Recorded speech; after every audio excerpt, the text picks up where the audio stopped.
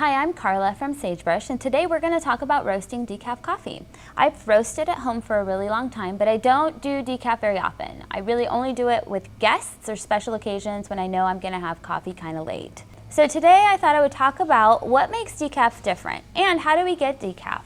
How does the caffeine get taken out of the bean? And maybe give you some tips on how you can handle this tricky roast and what we do at Sagebrush too. So I wanted to first just show you the difference. This is some green coffee and some roasted coffee. If you've roasted coffee at home for a long time, you know the color, the green color of coffee.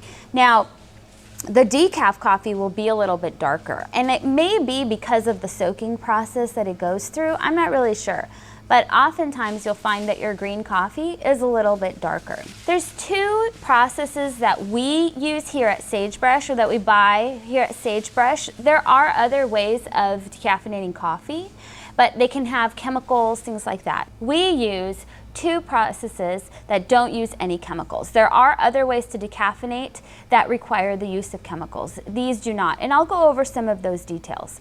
The first one is the Swiss water process, and the other one is the sugarcane process.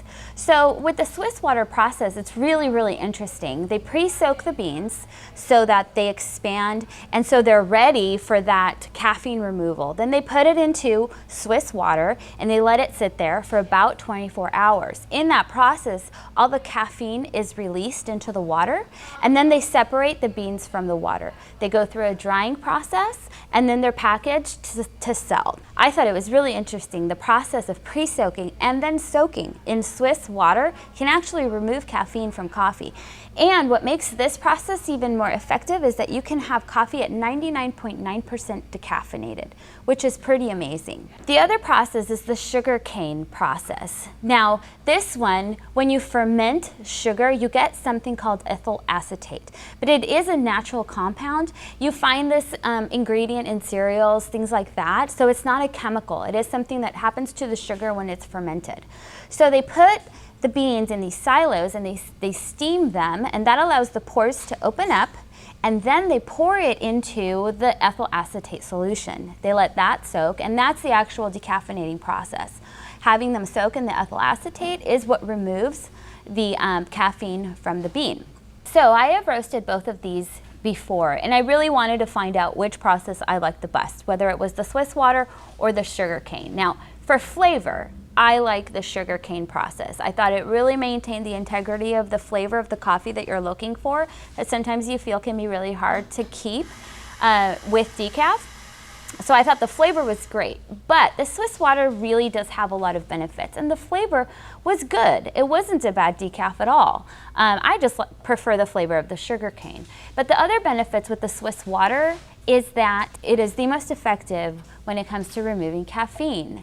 You get 99.9% removal of caffeine. So someone that has an allergy to caffeine, the Swiss water process would be the best for you, which I thought is just a great benefit. If you have an allergy to caffeine, you can still enjoy a good cup of coffee because the flavor is good, and remove all the caffeine that can really have some adverse effects to your health. Now, some of the tips on roasting. As a home roaster, I rely a lot on, the crack and the smoke and the smell and all of that. I'm not really able to do that same process with decaf. I can't just walk away because it's really easy to over roast, because you don't get that crack as often and as loud as you do with regular beans, and it can vary from bean to bean.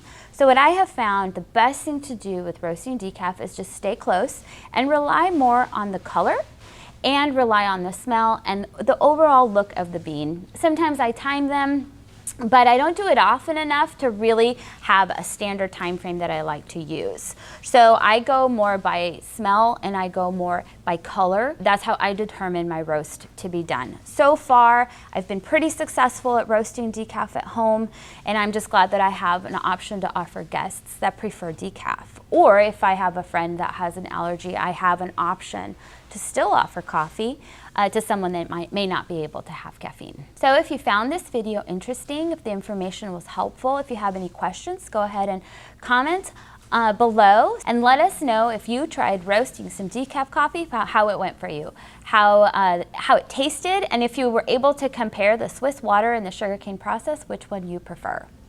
Thank you for watching.